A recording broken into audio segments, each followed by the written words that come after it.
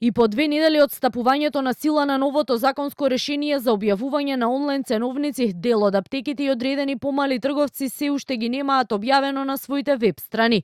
Од пазарниот инспекторат за Канал 5 велат, инспекторите вршат мониторинг на оние трговци кај кои се утврдени неправилности или непочитување на законското решение, веќе им биле издадени опомени и се очекува до крајот на месецов истите да бидат исправени. Имаме издадено опомени на неколку аптеки и мали трговци. Имаат рок од 30 дена да го решат проблемот. Велат од Пазарен и додаваа дека за непочитување на законот казните се движат од 500 до 10.000 евра.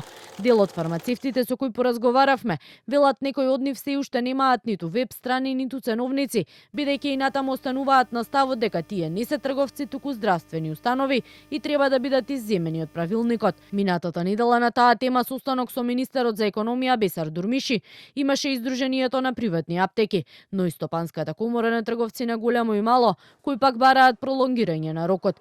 Посредбата Дурмиши посочи дека ги слушнале нивните ставови и сугестии и истите ќе бидат континуирано разгледувани, но во рамки на процесот на имплементација и следење на регулативата. Дека аптеката е вид на здравствена установа, Сдруженијето добило поддршка и од Агенцијата за лекови и медицински средства, а пред неколку дена кризниот штаб на фармацевти допис испратил и до Министерството за здравство, во кој бараат поддршка на доставениот приговор до Министерството за економија.